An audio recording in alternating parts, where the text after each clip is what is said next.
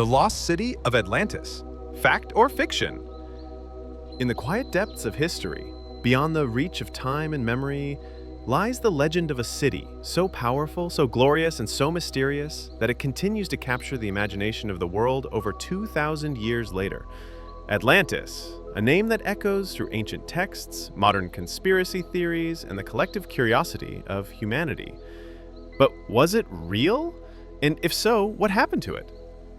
The story of Atlantis begins not with an explorer or an archaeologist, but with a philosopher.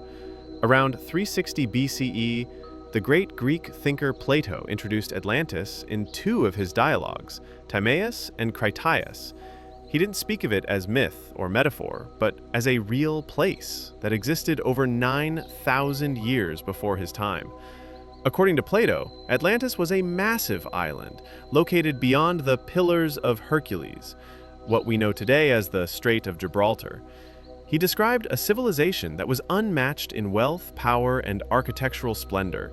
It was a land of concentric circles, rings of land and sea that formed a sophisticated urban design, interwoven with grand canals and bridges. Its capital glittered with gold and orichalcum, a mysterious reddish metal mentioned nowhere else in historical texts. The Atlanteans were said to be descendants of the god Poseidon and a mortal woman, and their kingdom was a marvel of culture, knowledge, and naval dominance. But Plato's tale wasn't simply a celebration, it was also a warning. Atlantis, despite its greatness, fell victim to its own pride and greed. As the Atlanteans sought to conquer neighboring lands, their moral compass faltered. Their power became unchecked, their humility faded, and their civilization began to rot from within. According to Plato, the gods, angered by their corruption, sent forth a day and a night of catastrophic earthquakes and floods. In that single apocalyptic moment, Atlantis was swallowed by the sea, never to be seen again. For centuries, readers debated the authenticity of Plato's story. Was he recounting history passed down through generations, possibly originating from Egyptian priests, as he claimed? Or was he constructing an elaborate allegory to teach lessons about virtue, power, and the fall of nations?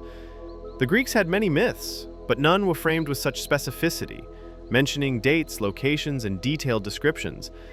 During the Middle Ages, interest in Atlantis faded into the background, overshadowed by religious doctrine and the preservation of more tangible histories. But during the Age of Exploration and the Renaissance, Atlantis resurfaced, this time as a symbol of a lost utopia. Philosophers, cartographers, and dreamers began to ask, could this place be real? Could a magnificent civilization have existed and disappeared, leaving no trace? If this video gives you value, please subscribe, like, comment, and share to encourage us to bring more of this kind knowledge to you, as knowledge is power. The 19th century brought with it a renewed obsession.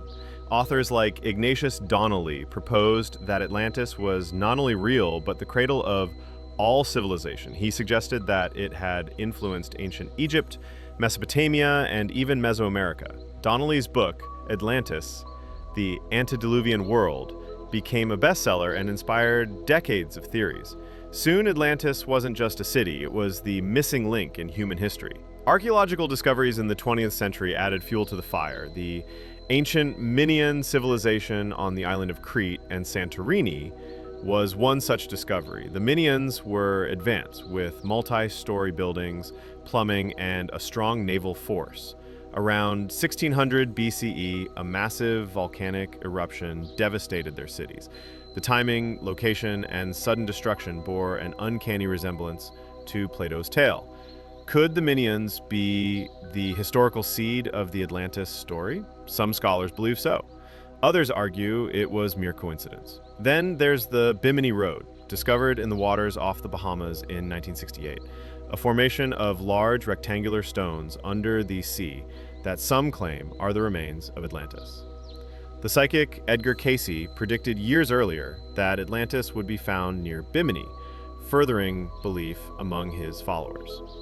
Scientists, however, identify the formation as a natural occurrence, shaped by erosion and ocean currents. In modern times, Atlantis has become more than a lost city. It's a symbol, a puzzle that represents the unknown chapters of human history.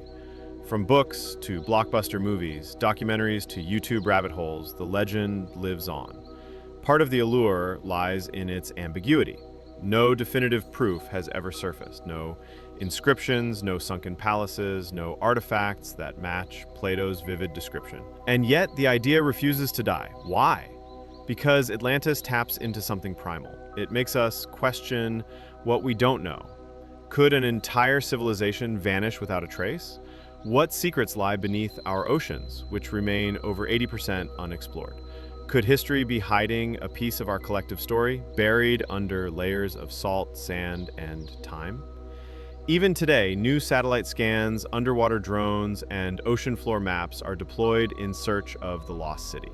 Some look in the Mediterranean, others in Antarctica, West Africa, or even under the ice caps. With each passing decade, new theories emerge, each more fantastical than the last. Atlantis might be gone, or it might never have been. But its story of greatness lost, of knowledge buried, and of civilizations forgotten remains as real as ever in our minds. And perhaps, just perhaps, that's the point.